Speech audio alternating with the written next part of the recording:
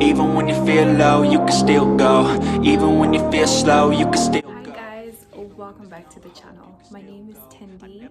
Welcome to Blessed Hands TV. If you're new, make sure you subscribe to the channel, and if you're part of the Blessed fam, welcome back.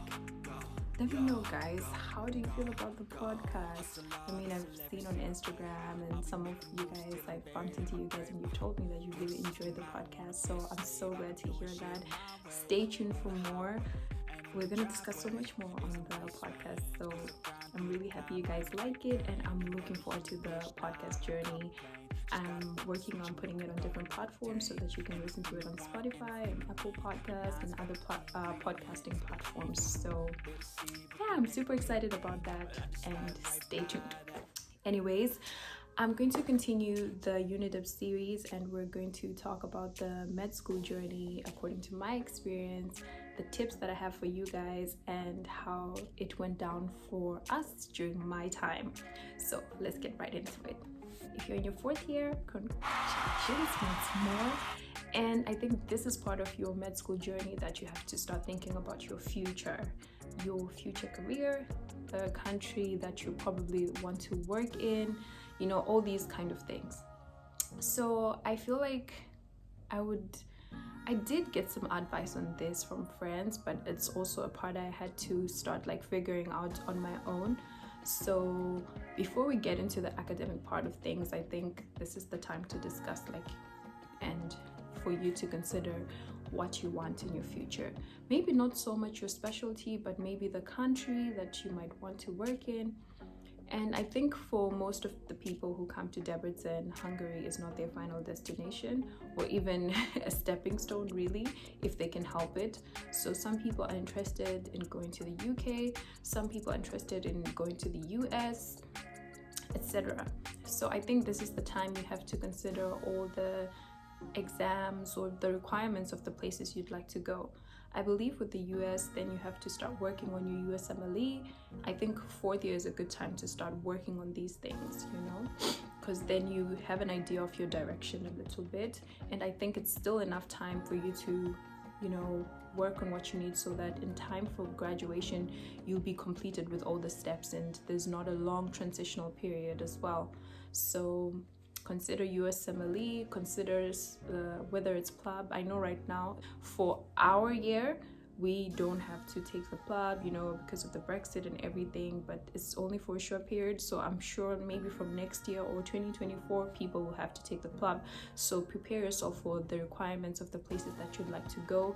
If there's any language that you need to learn, for example, if you need to learn like German, if you want to go to Germany, I think fourth year is a good time to start researching about what your options are, how much you have to invest in these things, is it feasible for you, and to discuss with your family or your guardians or whoever is providing for you financially about your future. So in fourth year, you start your internal in the Department of Cardiology in your first semester. Personally, I'm not the biggest fan of cardio. Like I hate cardiology, but I think a lot of people found it interesting. So you really go deep into how the heart works and all the mechanics, and you know, all the ECG stuff, you know, stroke stuff, all these things. I think for me that semester it was one of those really tough exams, because cardiology is a lot of content.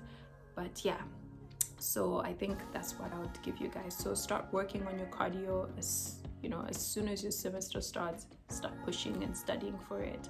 I think the department is not so bad, like the examiners are not so like crazy tough or anything, but for me I found it quite like complex and quite bulky as well. So make sure you're understanding what's happening and you stay on top of it in time, because cardio is a lot of like studying work. Then my favorite, fourth year, we started obstetrics and gynecology. Guys, this is my bread and butter. I love obstetrics and gynecology, especially obstetrics. So yeah, I was having a ball in fourth year. Like I would not take anything less than an excellent grade from obstetrics and gynecology. I love it. So for me, it was a ball. The practices were pretty decent as well, not so stressful, and the exam itself was pretty decent for me as well. But even though this department is not notorious for being difficult or anything like that, you can fail ObGyn, and it's one of those courses that, honestly speaking, at this point, you shouldn't fail. Cardio, yes, it's tough, it's difficult, but ObGyn, I don't think so. You know, even though I like it, so maybe I have a better inclination, whatever, but like, it's one of those courses that are totally doable. So if you're silly and you don't know what you're doing, you can fail it. So I think it's important whenever you start learning these particular, you know, internals, like, you know, ObGyn, cardiology, the best way to study is to always remember the most important and relevant information. Terminologies, they're so important. I think I spoke about this before, using the correct jargon that is relevant to the course that you're doing. So with cardio, you talk about the relevant jargon. With obstetrics and gynecology, you also talk about the relevant jargon. So you have to know what's happening in what week of the gestation period, you know, things like that. You should know that, are we talking about a fetus? Are we talking about an embryo? Are we talking about a morula? You know, these type of things. You can't just go to ObGyn department and be like, baby, like a layman, okay? So please keep that in mind, and they're particular about this at the department. And then we move on to pharm. So pharm is one of your biggest courses in 4th year as well. Bruh, pharmacology is the ghetto. It's the ghetto. So pharmacology, you're learning about like all the drugs and how they work in the different systems and naming the drugs, which is so hard because I feel like first semester you're just learning about all these drugs, and you know, and it's like, okay, but what do they do? So it's so hard to remember, you know what I mean? But I think once you reach the 2nd semester and everything kind of combines together, it becomes more cohesive, and then you can remember the drug names better. So pharmacology was tough in that way. The department not so bad, but I remember, but this was in my 2nd semester, I had a very unfortunate like situation. Like my examiner was like super tough on me. Like he went in on me and I did fail it and I had to take it again. So sometimes it happens, you know. That's why I feel like sometimes there's not a standardized way to examine us. Sometimes if the examiner is not having the greatest day, like you can be very unfortunate and actually end up failing.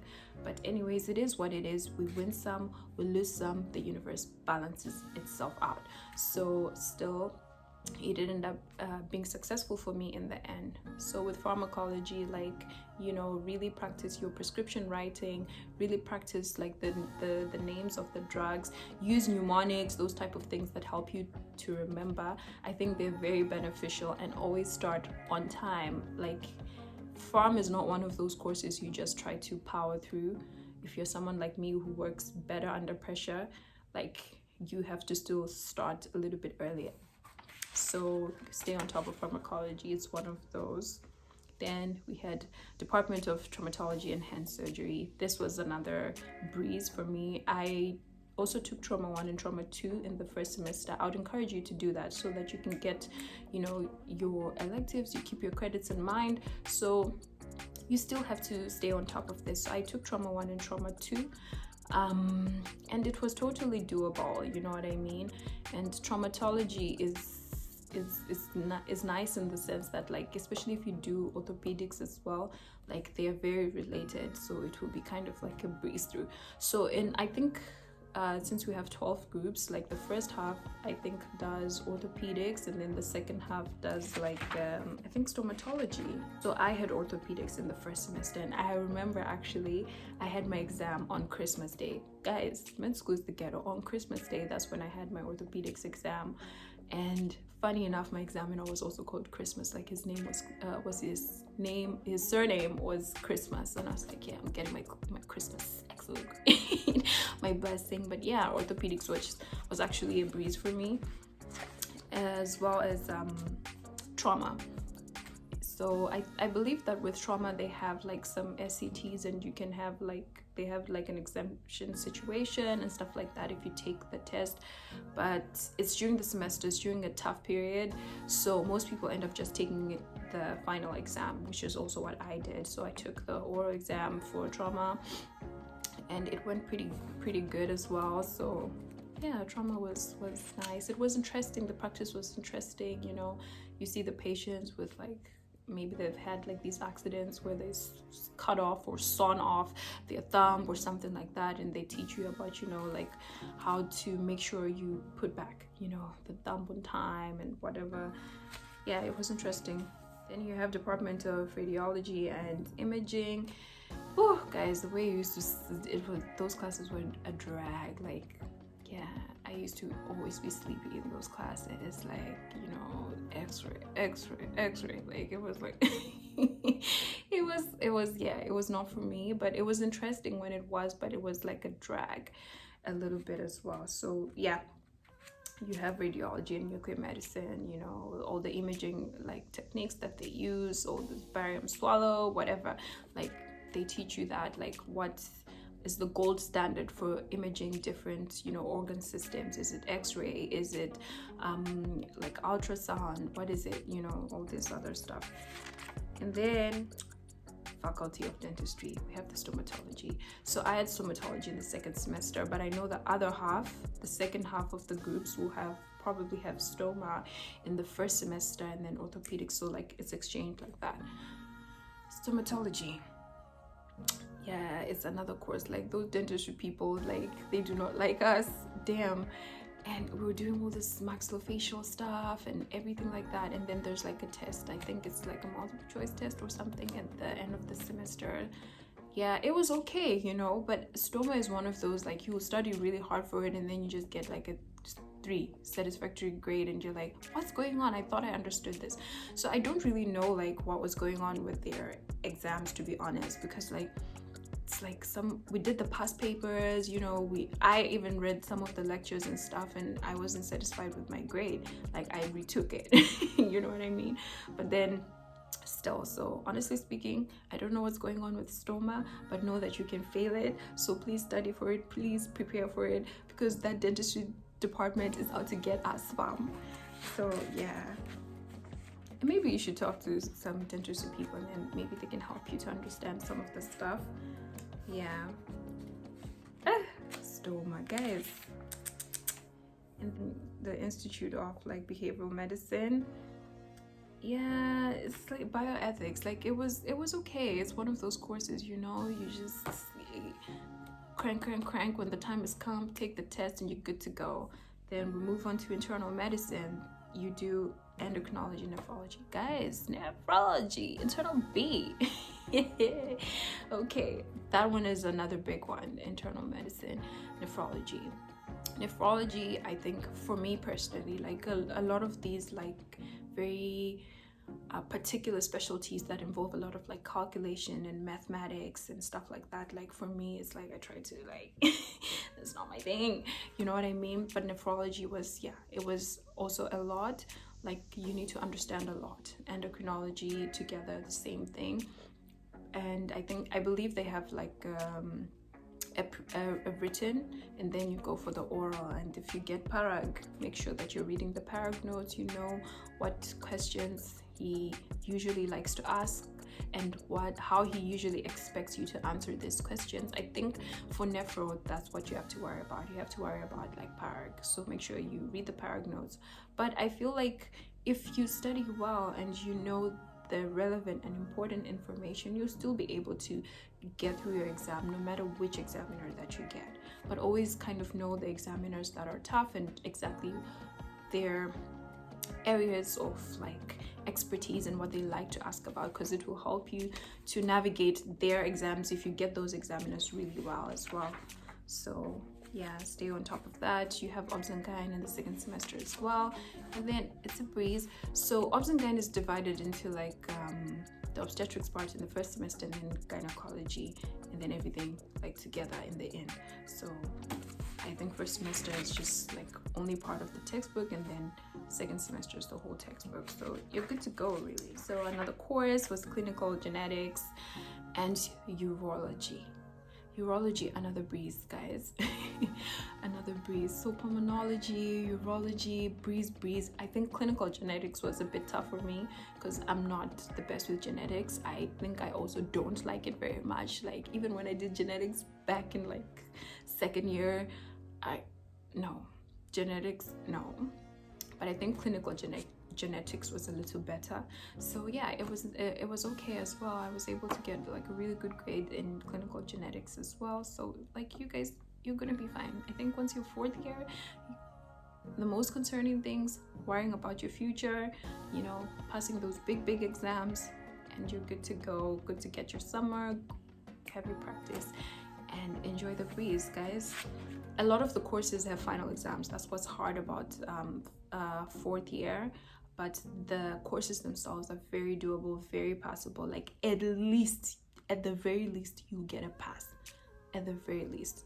The only courses that you can fail because they're actually that tough, I think things like cardio, things like internal nephro, things like pharm, but everything else is a 5, is an easy 5, like taking a 5, collecting and going. So pulmonology, same thing, 5, you know, surgery, 5, like you get your excellent grades, just put your foot down, like, and you won't have to like study forever, you know, to get this courses done. So pulmonology, oh guys, 4th year, I think I had like 10 exams in the exam period. It was crazy, but I powered through. I remember first week of exam period, I think I did like 3 exams. So you will totally power through it. The semesters, the problem is they're pretty chilled. You don't have a lot of classes like that. Like, you can relax a lot, but it will catch up with you in the exam period, because most of your courses are final exams in the final exam period, you know. So that's what makes it tough. So the sooner you get cranking, the faster exam period will go, because you have a lot of courses to like take down. So I wanted to get it to you guys in case anybody needs this advice. And yeah, so one of my friends is gonna be, you know, helping with some information about how to get into like the different places. So I will keep you guys informed on which platform she'll be giving this information, especially for you guys who are interested in going to the UK. So stay tuned, like follow me on social so that you can get in touch with that information, and I'll link you guys to whatever platform that information is going to be spread. So when you're 4th year, start thinking about your future. Do you want to learn a language? Which country do you want to go to? What is required of you? Can you afford it? If not, what other, you know, platforms or options can you explore with the resources that you have? So until next time, stay blessed and stay encouraged. Bye guys.